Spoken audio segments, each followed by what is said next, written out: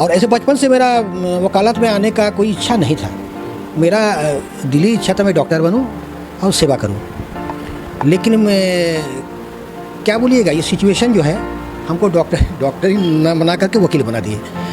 तो उसके बाद कालक्रम में मैंने जब वकालत का पेशा को अपना लिया तब मैंने मूल रूप से यही कोशिश कर मैंने अपने वकालत के जीवन में ज़्यादातर यही कोशिश की कि मुकदमा इन लोगों को दोबारा कोर्ट के ज़मीन पर आना नहीं पड़े। ये मेरा मोटो रहा कि उनको यही मोटिवेटेड करने का कि आप फिर पुनः इस लिटिगेशन में मत आइए, अदालत में मत आइए, अदालत का मिट्टी अच्छी नहीं है। ये उनको बताने का हमने प्रयास किया, समझाने का प्रयास किया।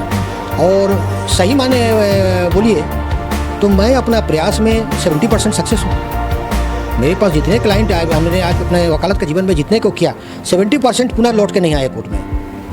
तो ये बहुत सेटिस्फेक्शन अपने को लगता है।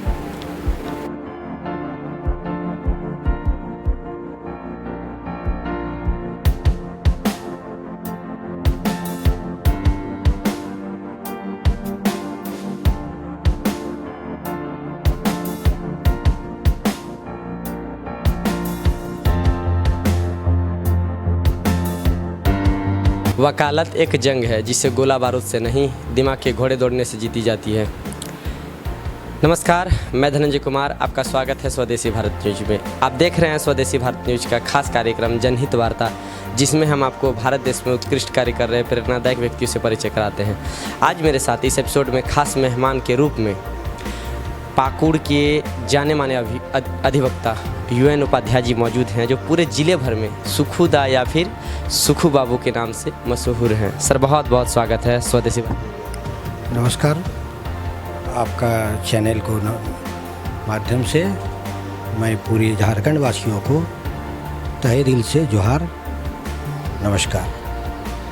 सर, वैसे तो आप पूरे ज़िले भर में मशहूर हैं, लेकिन फिर भी मेरे दर्शकों के लिए एक बार आप अपना पूर्ण परिचय दे दीजिए। जी, मेरा नाम JN उपाध्याय है। ऐसे पाकुड़ के लोग मुझे बचपन से ही सुक्कू बाबू के नाम से जानते हैं और मैं उसी नाम से ज़्यादा परिचित हूँ। मेरा परिचय के रूप में मैं पाकुड़ सिविल कोर्ट में वकालत कर रहा हूँ 1978 से। मैंने लगभग 44 साल 44 ईयर्स हो गया मेरा। और इस दरमियान मैं ज़्यादातर फौजदारी मुकदमा का देखता हूँ और इसी क्रम में मुझे इस पूरे पाकुड़ ज़िला के हर तबके के लोगों से मिलना जुलना होता रहता है। वो अपना दुख सुख मुझसे बड़ा फ्रैंकली शेयर करते हैं और मैं कोशिश करता हूँ उनका समस्याओं का समाधान करने के लिए जितनी हो सके मेरी तरफ से मदद उनको मैं करता हूँ। सर, आप अपना वकालत का पढ़ाई कहाँ से किए? मैं भागलपुर से, TNB लॉ कॉलेज भागलपुर से मैंने लॉ का किया।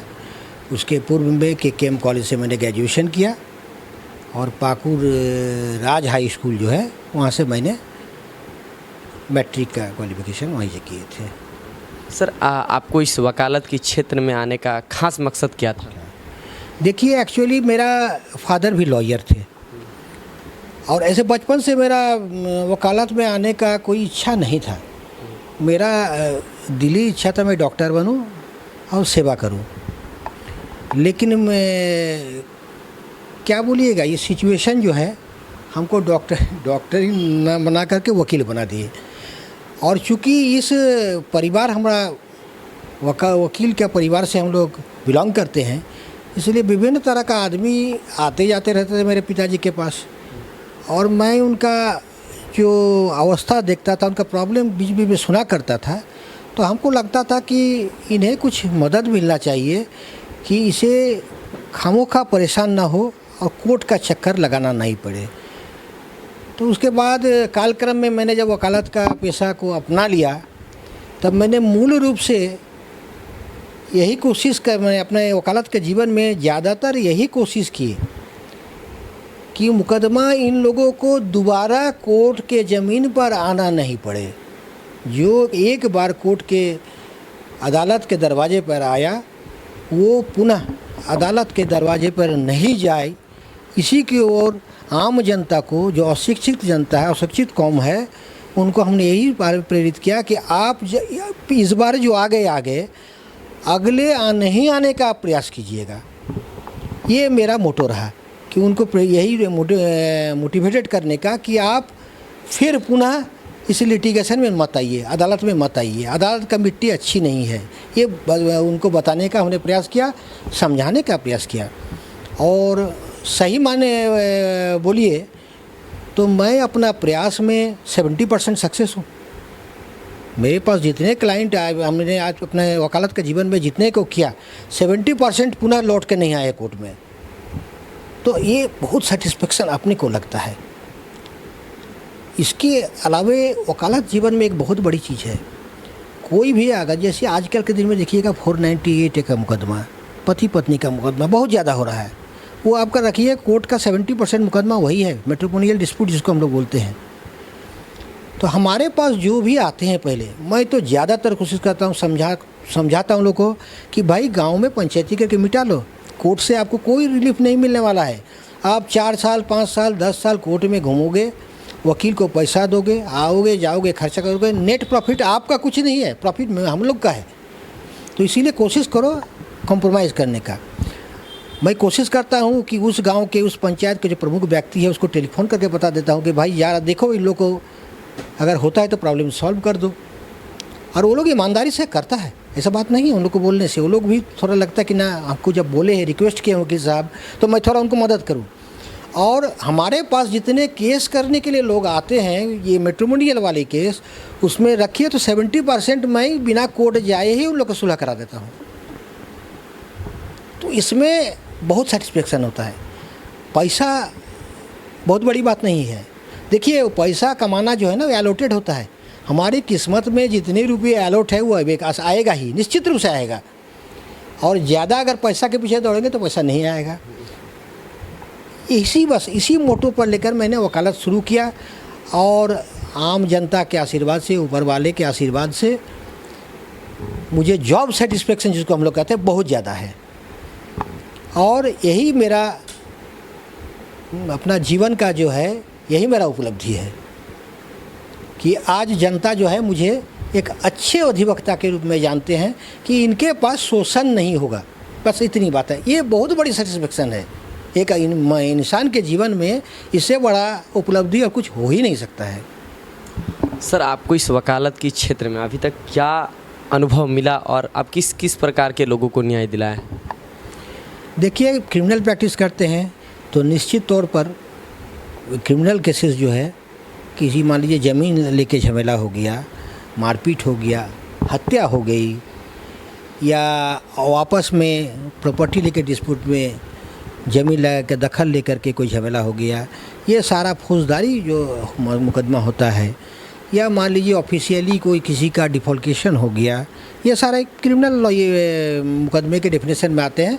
और ये मुकदमा ही मैं करता हूँ।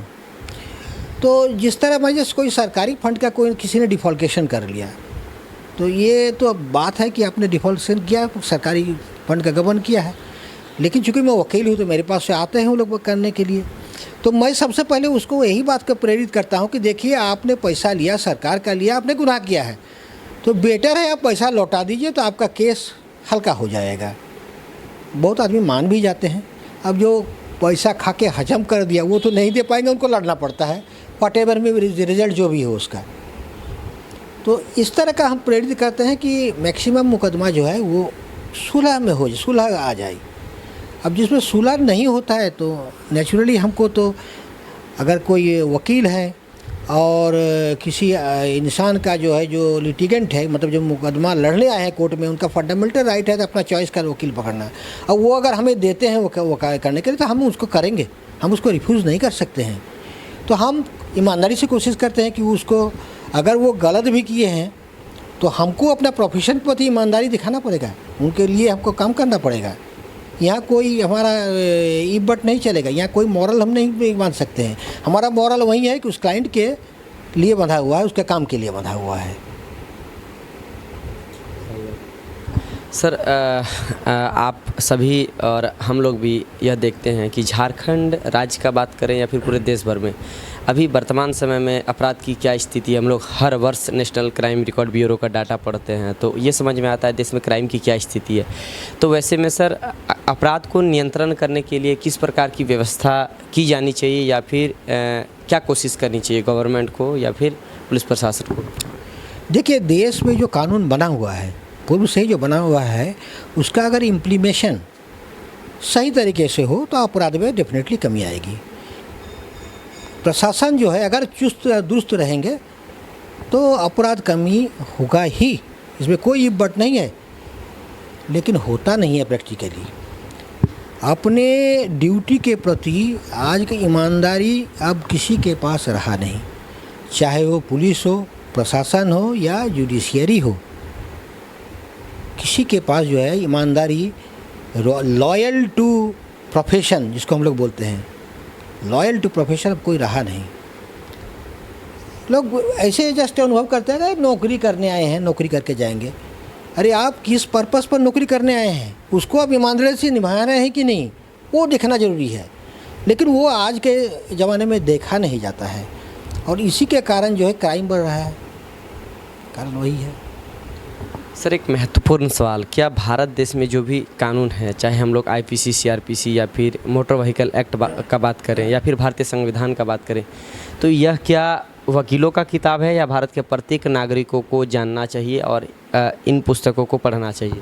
देखिए, डेफिनेटली कम से कम शिक्षित वर्ग को तो ये जानना ही चाहिए, पढ़ना भी चाहिए। ऐसे हमारे संविधान निर्माता ने संविधान में ये क्लॉज जोड़ दिए हैं कि देश, इस भारत देश में जितने कानून है ये माना जाया है कि देश के हर नागरिक उस कानून से वाकिफ़ हैं। और उसमें इसे एक बात उसमें लिखा गया है कि ignorance of law is no excuse. मैं ये कानून नहीं जानता हूँ इसलिए उसका अगर कोई अपराध आप कर दिए हैं तो आपको क्षम्य है, ऐसी बात नहीं है। लेकिन हर इंसान को, कम से कम पढ़े लिखे लोग को, मिनिमम जो देश के प्रमुख कानून है, संविधान की जो प्रमुख धाराएं हैं, आर्टिकल्स हैं, उसको ज्ञान लेना चाहिए, ये ज़रूरी है। सर भारतीय संविधान के भाग 3 में अगर हम लोग अनुच्छेद 12 से लेकर 35 तक का हम लोग बात करें, जो जिसे हम लोग फंडामेंटल राइट्स या फिर मौलिक अधिकार के नाम से जानते हैं, वो भारत के प्रत्येक नागरिकों को जानना कितना ज़रूरी है? मौलिक अधिकार को तो जानना बहुत ज़रूरी है। भारत में जितने मौलिक अधिकार है वो अब जानना ज़रूरी है। और कितने मौलिक अधिकार, जो संविधान जब बना था उस समय, जैसे राइट टू प्रॉपर्टी, संपत्ति का अधिकार एक मौलिक अधिकार में था। और हमको लगता है बहुत सारे आदमी, अभी हम तो देखें एक जो पॉलिटिकल साइंस में पीजी किए हुए आदमी है, एक दिन हमसे बातचीत हो रही थी इसी सिलसिले में, तो मौलिक अधिकार को डिलीट कर दिया गया, संविधान संशोधन करके उसको हटा दिया गया है। लेकिन बहुत का, चूँकि पुराना संविधान में मौलिक अधिकार के में है राइट टू प्रॉपर्टी, लेकिन वो जानकारी बहुत आदमी को है नहीं, वो हो गया है। अभी अगर आपके संपत्ति पर गवर्नमेंट का ज़रूरत पड़ जाएगा तो आपको बिना मुआवजा दिए ले सकते हैं वो। लेकिन ऐसा सरकार करती नहीं है, मुआवजा दे देती है। लेकिन मौलिक अधिकार में जो अगर जो समय था राइट टू प्रॉपर्टी, उस समय आप बिना मुआवजा दिए ले नहीं सकते थे। लेकिन जब से वो राइट टू प्रॉपर्टी से हटा दिया, मौलिक अधिकार से राइट टू प्रॉपर्टी को, तब ये सरकार का हो गया कि किसी भी टाइम बिना मुआवजा दिए भी आपको ज़मीन को एक्वायर कर सकता है, ले सकता है। तो ये तो जानकारी की वस्तु है, जानना तो चाहिए हर इंसान को। और हमारे ख्याल से ये एजुकेशन सिस्टम में जनरल, अब सिर्फ जो पॉलिटिकल साइंस लेके पढ़ेंगे वही भी इसको जानेंगे और जो जनरल एजुकेशन करेंगे वो नहीं जानेंगे, ये नहीं होना चाहिए। ये स्कूली जीवन में ही इसको दे देना चाहिए, लगभग 4-5 कक्षा से। हाँ, दे देना चाहिए। वो पढ़ाई लिखाई वो करे, वो जाने संविधान क्या है, मेरा क्या मौलिक अधिकार है। सर अभी के समय में यह एक धारणा बन गया है कि कुछ लोग यह मानते हैं या फिर बोलते हैं कि कानून अभी मकड़ी का वो जाल बन गया है जिसमें छोटे कीड़े मकोड़े फंस जाते हैं, लेकिन बड़े जो जानवर होते हैं वो फाड़ के निकल जाते हैं। मतलब गरीब दुखिया लोग जो है इसमें फंस जाते हैं और बड़े जो पैसे वाले माफिया क्रिमिनल लोग होते हैं वो फाड़ के निकल जाते हैं। आप इस वकालत की यात्रा में इसको किस प्रकार से देखे हैं? देखिए, ऐसी बात तो नहीं है, डिस्क्रिमिनेशन होता नहीं है। अगर कोर्ट में केस में मुकदमा किसी के पर हो गया, अगर गवाह चुस्त रहा तब वो राजा और रंग कोई फ़र्क नहीं होता है, सजा होता है। लेकिन बात प्रॉब्लम क्या होता है, जो पैसे वाले लोग हैं, जो क्या बोलेंगे, बहुत पहुंच वाले लोग हैं, वो लोग गवाह जितने मुकदमे उनके खिलाफ़ होते हैं वो गवाह को गेन ओवर कर लेते हैं, उनके खिलाफ़ कोई बयान देने ही नहीं आता है कोर्ट में। तो नेचुरली अगर किसी के खिलाफ़ कोई गवाह नहीं हो तो कोर्ट तो उनको रिहा करेगा, उनको सज़ा नहीं कर सकता है। और इसके विपरीत आपने कहा कि गरीब आदमी के मकर जाल में फंस जाते हैं, तो वो गरीब आदमी जो है वो तो अपने गवाह को मैनेज नहीं कर पाता है ना। उनके गवाह जो है उनके खिलाफ़ जो है दुरुस्त तरीके से उनके खिलाफ़ में गवाह देते हैं, मजबूरन उसका सज़ा होता है। तो ऐसी बात नहीं है कि गरीब और धनी, लेकिन प्रॉब्लम वहीं पर है कि वो गेन ओवर हो जाता है गवाही। अगर हाई मॉरल आदमी का मॉरल जब इंसान का हाई हो जाएगा कि नहीं, वो गरीब रहे चाहे धनी रहे, सच को हम कोर्ट के सामने बोलेंगे, तब फिर राजा और रंक में कोई फ़र्क नहीं रहेगा। सर, आप साहित्यिक क्षेत्र में भी बहुत रुचि रखते हैं और यह सुनने को मिला है कि आप कुछ पुस्तक भी लिखे हैं, तो कौन कौन सी पुस्तक आप लिखे हैं, थोड़ा इसके बारे में भी बताइए हमें। देखिए, साहित्य में रुचि रखते हैं, ये बात सही है। मोटा मोटी हमने बड़े बड़े उपन्यासकारों को जितना उपन्यास कहानी है, हिंदी हो, बंगला हो, अंग्रेजी हो, हम पढ़ा। पहले तो बहुत पढ़ते थे, अभी वकालत में इतना व्यस्तता हो गई है कि बहुत कम मौका मिलता है, लेकिन फिर भी रुचि रखते हैं। और कि जहाँ तक किताब के लिखने के बारे में है, हमने एक पुस्तक ज़रूर लिखा है, उसे संथाल विद्रोह पर एक पुस्तक लिखी मैंने, संथाल विद्रोह पर। और Santhali custom, actually Santhali custom जो है, संथाली का रीति रिवाज जिसको हम लोग बोलते हैं, संथाल समाज के रीति रिवाज में संथाल समाज के कितनी तरह का शादी होती है, कितनी संपत्ति किस तरह का लिया जाता है, ये कोई कॉडिफाइड लॉ है नहीं उन लोग का, कोई लिखित कानून नहीं है। जितनी मैंने चर्चित है, सिर्फ चर्चा में, हम लोग जैसे शादी कैसे होगा वो चर्चा में है। तो हमने वो पूरा अध्ययन कर करके संथाली रीति रिवाज के बारे में एक पुस्तक में एक संकलित किया है, जो उन लोग का शादी कैसा होता है, उन लोग की स्त्रियों का स्थिति कैसा होता है, उन लोग का सामाजिक व्यवस्था कैसे होता है, उनका आर्थिक व्यवस्था कैसा होता है, पर्व त्यौहार क्या क्या है, इसके बारे में मैंने एक छोटी सी पुस्तक एक लिखी है और अच्छा रिस्पांस दिया है पुस्तक। तो अभी तक कितने पुस्तक लिख चुके हैं? अभी बस एक ही लिखे हैं, अभी तक पुस्तक एक ही हमारा पब्लिश्ड हुआ, एक ही। अनपब्लिश्ड है वो नहीं कराए हैं, लेकिन चूँकि हमको लगा कि आदिवासी समाज को कुछ देना चाहिए, संथाल पढ़ना की धरती में हम रह रहे हैं, तो इसीलिए उनके लिए एक लिखे हैं और बहुत अप्रिशिएट हुआ है वो किताब समाज में। JN उपाध्याय आने वाली पीढ़ी के लिए क्या सोचते हैं? आने वाली पीढ़ी से मेरा अनुरोध है कि आप जिस धंधे में हो, जिस लाइन में आपका इच्छा हो, जहाँ भी जाइए, कोशिश कीजिए अपने को ईमानदार रखने का। अगर हर इंसान अपने को स्वयं ईमानदार रखेंगे, कोशिश करेंगे और रखेंगे, तो देश स्वतः ईमानदार बन जाएंगे।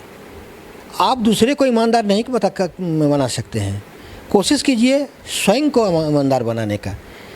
इसी तरह अगर हर इंसान सोचे स्वयं को ईमानदार बनाने का, तो देश में फिर बेईमानी नहीं रहेगी, सब ईमानदार रहेगा। सर, आप अंत में स्वदेशी भारत न्यूज़ के मंच से हमारे दर्शकों को क्या संदेश देंगे? देखिए, मेरा ये संदेश होगा आपके मन से कि आप देश के संविधान के अनुरूप ज़रूर चलिए। आपको किसी तरह का कोई भी प्रॉब्लम हो जाए तो अपने सीनियर को या अपने बड़े बुजुर्गों को या आपके निकट संबंधी में से कोई अगर आपके समस्याओं का समाधान कर सकते हैं, उनसे ज़रूर मिलिए। और संवैधानिक तरीके से कानून को अपने हाथ में मत लीजिए कि कानून को हाथ लेने से वो आपको ही परेशान होना पड़ेगा। इसीलिए हमेशा कोशिश कीजिए कानून का अनुपालन करने में, और समाज के बड़े बुजुर्गों को सम्मान दीजिए और उनकी जो अच्छी उपदेश हो उसको ज़रूर फॉलो करें। ओल्ड इज़ गोल्ड, हमेशा क्या कहावत है, ओल्ड इज़ ऑलवेज गोल्ड। इसलिए ओल्ड को इग्नोर मत कीजिए, यही मेरा आपके प्रति एक अच्छा एडवाइस रहेगा। आप अपना कीमती समय दिए सर, उसके लिए बहुत बहुत धन्यवाद। धन्यवाद आपको भी, या आपने अपना कीमती समय लेकर के मेरा इंटरव्यू लिया। तो आपने देखा मेरे साथ अभी पाकुड़ के जाने माने मशहूर अधिवक्ता जयन उपाध्याय जी मौजूद थे, जिन्होंने लगभग 4 दशकों के अनुभव के बारे में बताएं और आप सभी को यह भी जानकारी दी कि भारत के प्रत्येक नागरिकों के लिए फंडामेंटल राइट्स कितना ज़रूरी है। अगर आप यह जानेंगे तभी आप कभी भी अपने जो पॉलिटिशियन हैं, स्थानीय जनप्रतिनिधि हैं या फिर अधिकारी हैं, आप उनके पास जाएंगे तो उनसे आप आँख से आँख मिला पाएंगे। तो ये काफ़ी चीज़ों के बारे में सर ने हम सभी को बताया और आप भी सर के इस इंटरव्यू से बहुत कुछ सीख सकते हैं, बहुत कुछ प्रेरणा मिला होगा और आप अपने क्षेत्र पे मेहनत से और लगन से कीजिए। हम आपके साथ इस एपिसोड में यहीं तक, हम आपसे जल्द मिलेंगे किसी दूसरे एपिसोड में किसी प्रेरणादायक हस्ती के साथ। तब तक के लिए बने रहिए स्वदेशी भारत न्यूज। धन्यवाद। जय हिंद, वंदे मातरम।